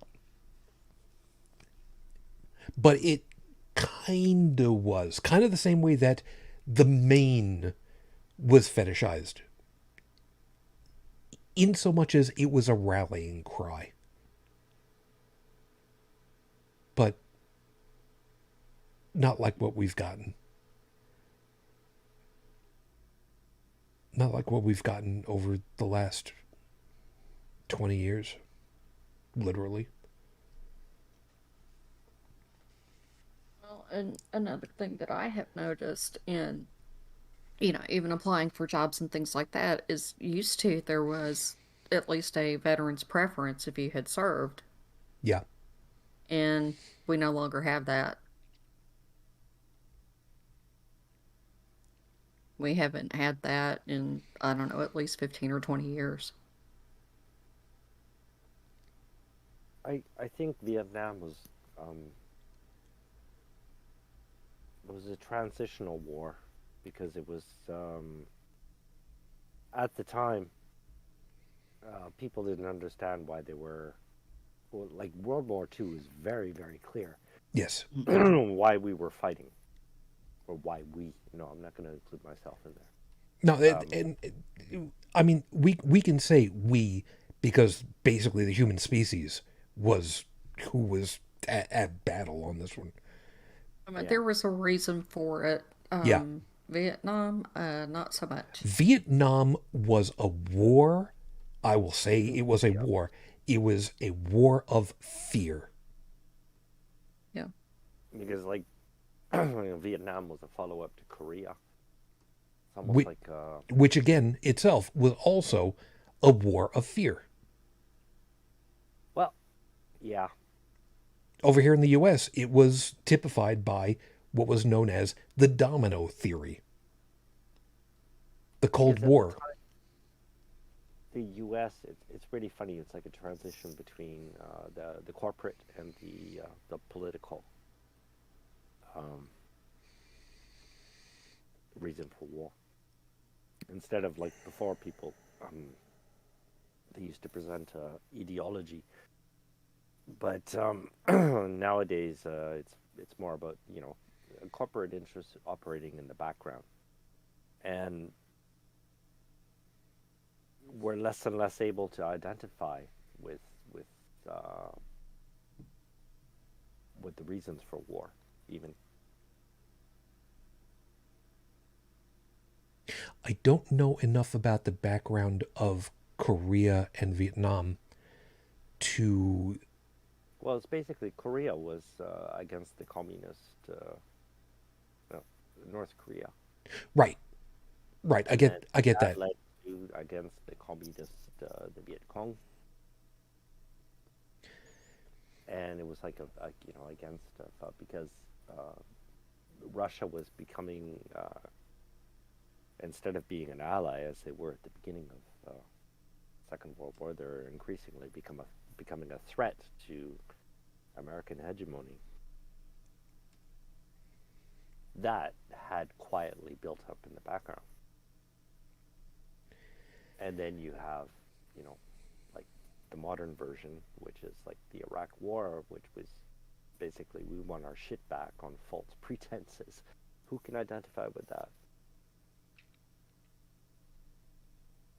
When I see a veteran from I'm speaking honestly. I mean, I probably going to get a lot of shit fire for this, but I mean, when I see a veteran from, like the Gulf War, first or second, I empathize, but for reasons different. I'm a soldier from the Gulf War. I see as somebody who has been through a lot of shit for reasons not clear, but I basically, it's almost like a victim of abuse more than anything. I can't say that you're wrong on that one. I mean, abused by the political system, who profits from the corporate system, and the soldiers thrown onto us as by the political people as something that should be adulated. But Yeah. if you follow the rabbit holes, basically, the corporate interests or the shareholders or whatever, people we don't even see in the public arena, they've poisoned the well. And they make it even, somebody like me, I could even be jaded against veterans. I mean, like, I say, what the fuck? Didn't you look at what you're getting into? Why did you join into the army? Why are you going over there to Iraq? Why don't you ask any questions? But I'm not going to do that because, I mean, Yeah, and really quickly, that goes on the literal opposite side of the spectrum now, where it's Yeah. well, on the side that we've been at with the the late 20th and early 21st century conflicts, it is very easy to see where it was economic in nature, those conflicts, for profit, versus Yep. the absolute opposite end of the spectrum of that, which is the supply side of the manpower. Why are you getting involved with the military? Don't you know what's going to end up happening to you? Yeah, but how the hell else am I going to get myself a college education? How am I going to get out of this squalid dirt hovel that I was born into? I've got no other prospects. What else can I do except yeah, put myself into indentured servitude? but that's exactly, why I can't condemn somebody like that because there's so many cases like that. And then there's just some people who have never learned differently. And then there's also people who see the military as almost a kind of a religion. Yeah, hold that thought right there, because Stephanie had also said, and not exactly the religion piece, but kind of goes into that, too many John Wayne movies and not enough exposure to the realities of combat. Yeah. Also, when I went in, it was to pay Well, for school, and it was before all of this. mm, And I came very, very close to, having to go over to Kuwait during, Gulf War One, and had actually gotten orders and had started, out processing and all that, and had gotten my vaccinations. They were getting ready to send me over. That was 91, wasn't it? Yep. Yep. And I had been out for about 6 months, off that, I was on, off of active duty, and they had recalled me. You must have been And it was a positively, damn close thing. Had the major conflict not been over as quickly as it was, I would have been gone. you must have been positively terrified. Yes. Especially when they came knocking on my door. Whoa, whoa, literally? Yes. They came and knocked on my door, handed me my orders, and told me that they would try to give me 24 hours notice before I shipped out if possible, and to be ready to go at any moment.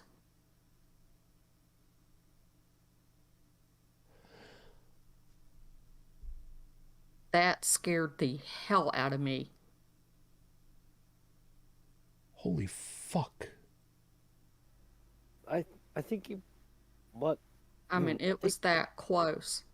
now imagine if your country was under attack and you knew it. Like your country, like people like another country targeting US soil. Would you feel the same way if you got that message? It's still scary because, I was in college at the But time. this is my point. Because when the reason for you're going to be putting yourself at risk. But if the reason for that risk is not clear, for me that makes it 100 times scarier. I see where you're getting at. If it's self-defense, is it Yep. different? And Well, from my point of view, I mean, I guess they own you. You raise your right hand, you take your oath, and they own you. They could, if they wanted to, call me back now and put me back on active duty because of my specialty. And that was not a thing until, Gulf War II. And then Congress decided that they could recall certain specialties up until they were 65. Oof. See, when I had gone in, the obligation was 4 years that they could recall me. That got blown out of the water. No, it was 6 years that they could recall me to active duty after I got out. And that's no longer the case, but that is what I signed up for, was 4 years active and then 6 years inactive. And then supposedly I was done with my obligation, but that changed.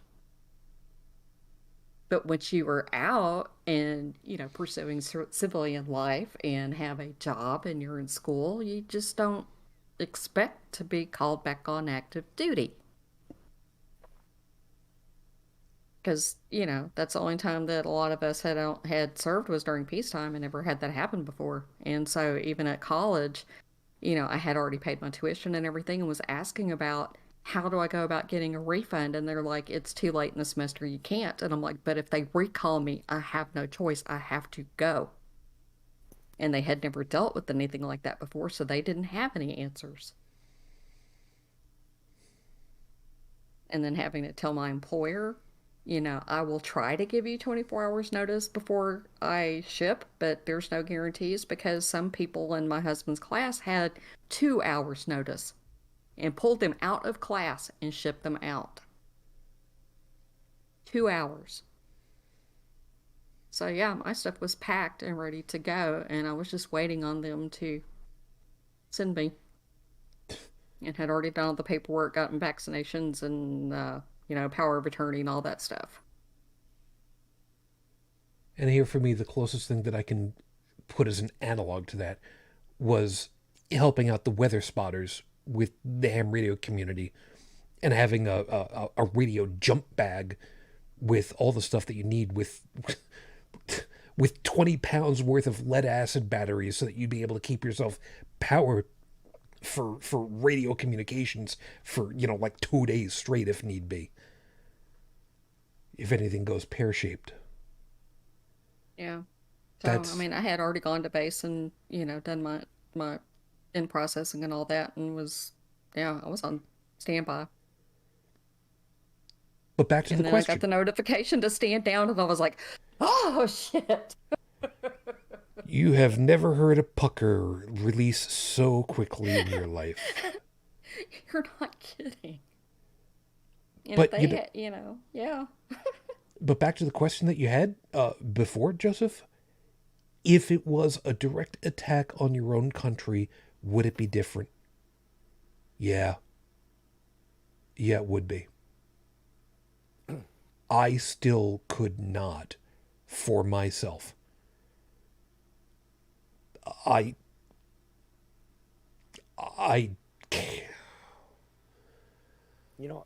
Who wants other people's shit? You want. Who would want to, the mentality, what went on during, World War II Germany, where they actually felt justified in... it was a build-up, don't forget. That's what makes it the yeah. difference. Yeah. That makes all From the difference in the world. Yeah. Because, they used the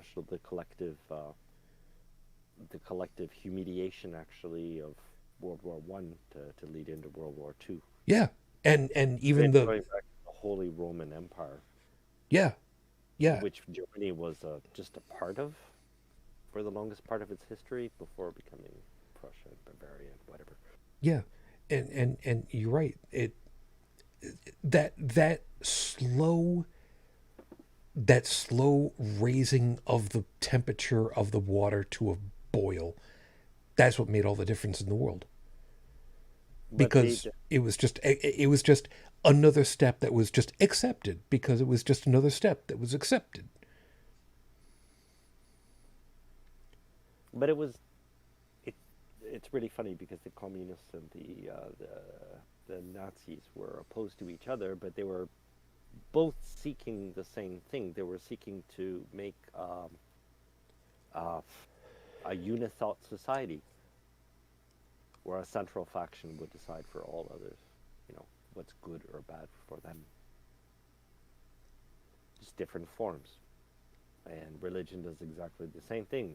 A few quote unquote authorities decide for everybody else what's best for them.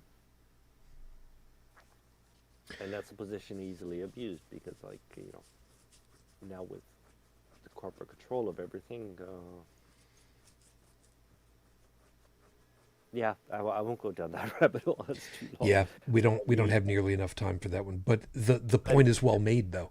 Totalitarianism comes in many different forms, and sometimes it's political, sometimes it's ideological, sometimes it's economic, sometimes it's religious. It's all the same song and dance. It's just a different costume that's being put on it. Yeah, and the goal was almost always the same. It wasn't the resources. Like when these authorities, all through history, no matter what costume they were wearing, they wanted dominance over another population. Because when you've got a control over an economy, well, you get a cut, and that's it. And ultimately, what is it really for? Most of the wars through history have been over our complacency, our complacent labor. Yeah, we're getting pretty close to the top of the hour, and I've got something that I want to specifically finish on. Joseph, you're still going at this point. I mean, finish off whatever thought you've got that kind of ties back along with that, because I mean, what you're saying, I'm enjoying what it is that you're saying right there. Well, I tied the bow, and I'm going to snip the knot. Yeah, it's basically most of the wars through history wouldn't have happened had people decided for themselves what's good or bad for themselves. Or, in other words, critical thinking. Would anybody capable of critical thought really want to invade another country?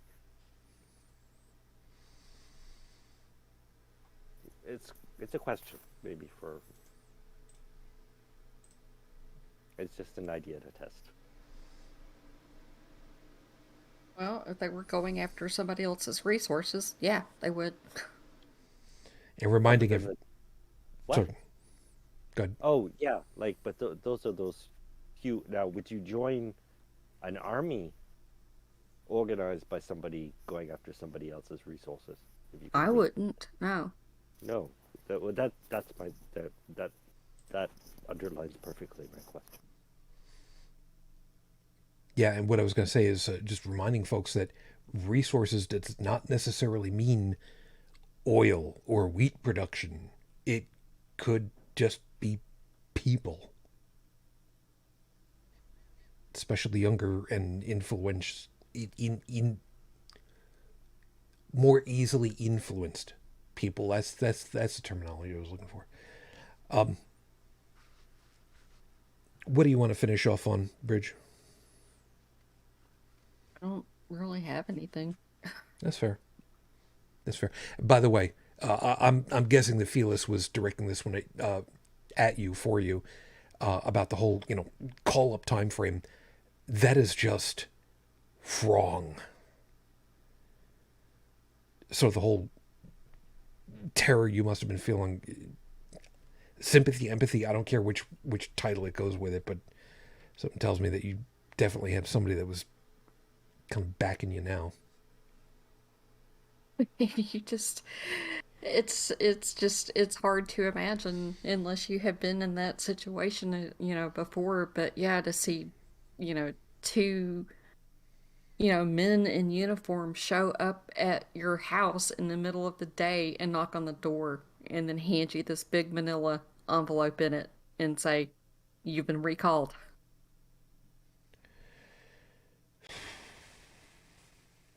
Yeah. Yeah. That was terrifying. Can't I ima- immediately called my dad, and I was just freaking out like you would not believe. Or maybe you would believe it, I don't know. But yeah, I had several moments of just sheer terror. I don't remember the date, I just remember it was in January.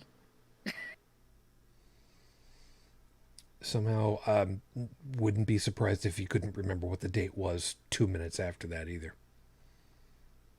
I just didn't expect it. But when you look out the window and see who is knocking at your door, yeah. It doesn't exactly mean the same thing for us, but to say that, to use the I expression, knew why they were there, put it that way. fair enough, I'll leave it at that. And I was trained as a field medic, so yeah. I'm going to leave this all with this. Because there is no way in hell that anything that I could come up with at this point would put nearly as prominent a dot on this whole topic as these words from 1994.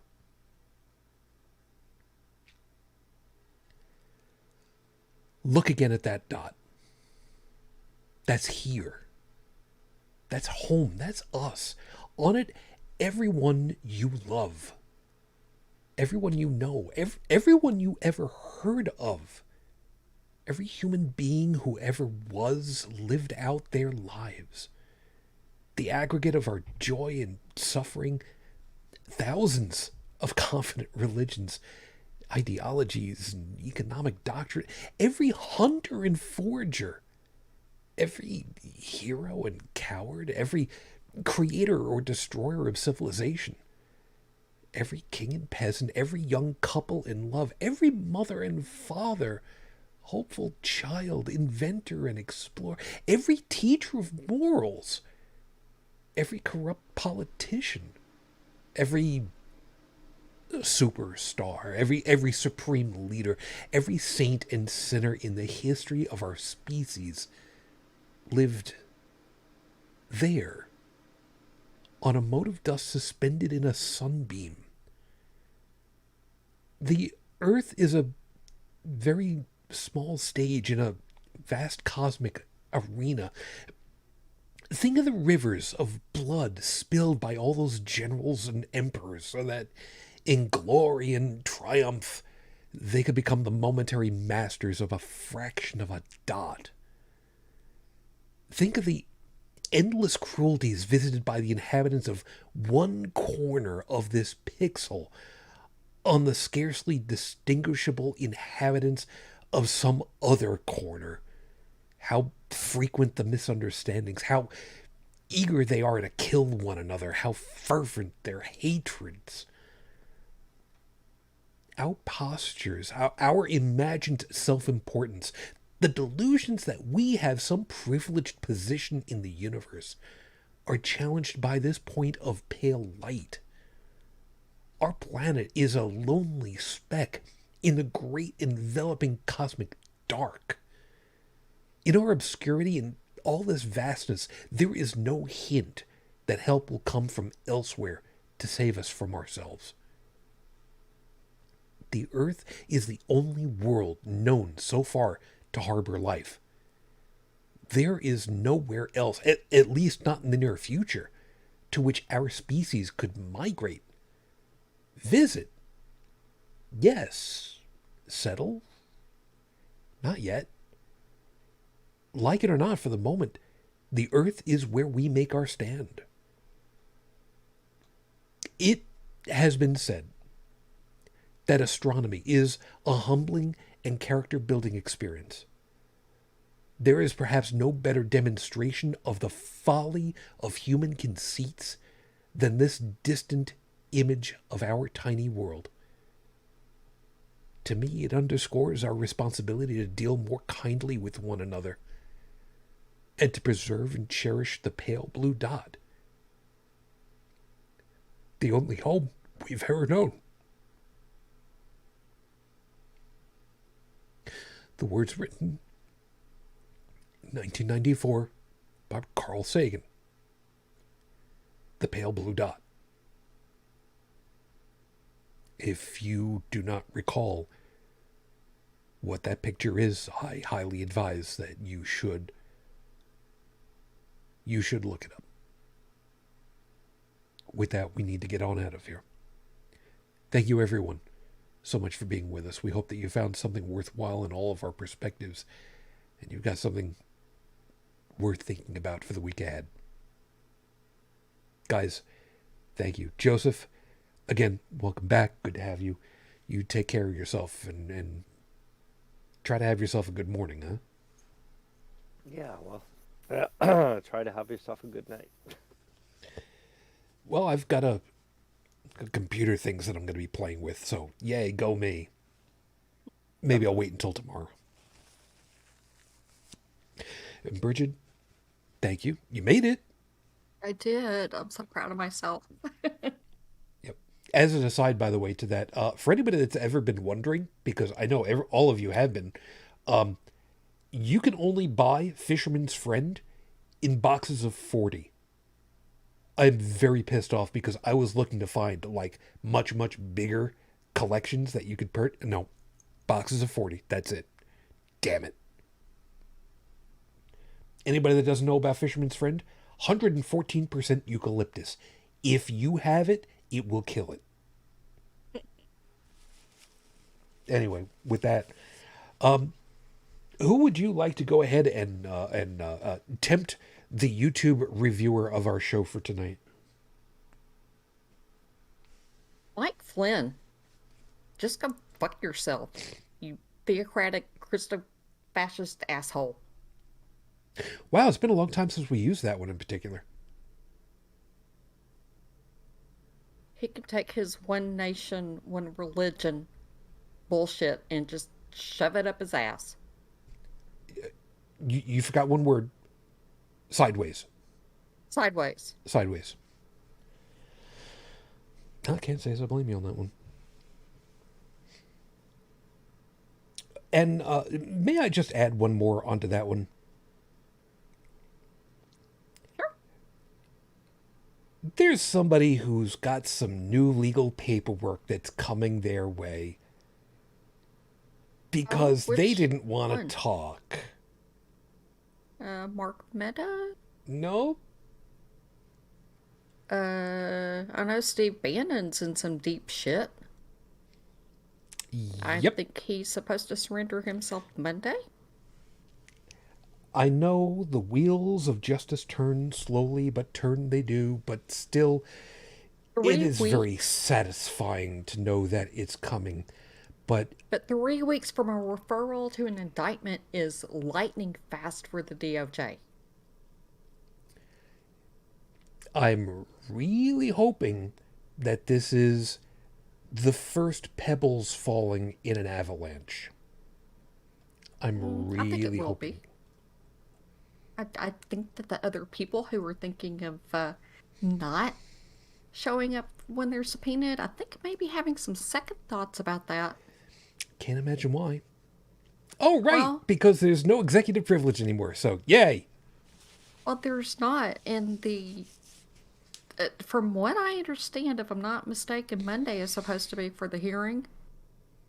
And so Bannon is looking at anywhere from 30 days to a year in jail.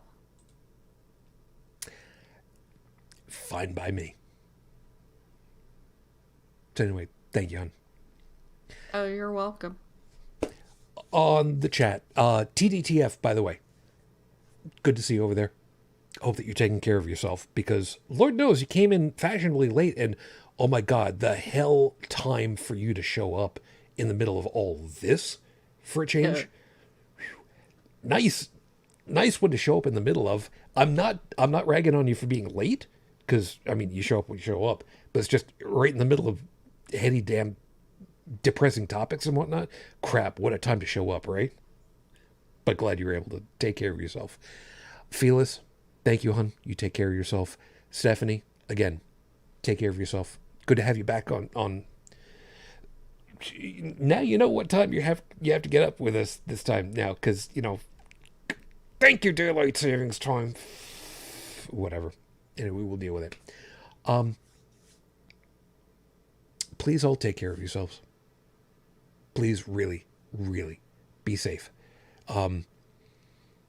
As I've said to the folks during my radio show last night, for those of you that have upcoming holidays, we know, of course, in the U.S., we've got Thanksgiving coming up near the end of the month. We've got Christmas coming. Please, I know that we do not exactly have a large reach, but please, if you don't need to travel, please don't yet. I know it's really tempting to be able to do that, vaccination, the no kill me juice is going to, protect us all. Yeah, it will. But if you talk to any Dungeons and Dragons person, they'll tell you there's always the chance of rolling a 1. Do we really need to do that right now? Regardless, please stay safe. And we will again talk to you again, minimally, next week. So until the next time we're together, everyone, as always, I wish you the peace I no longer have. I wish you the strength that I've learned. I wish you well. 16 years plus on later, hun, I am still in love with you. Matane Fujin, I love you. I miss you. Dream of me. And until the next time we get together, everyone, as always, good night.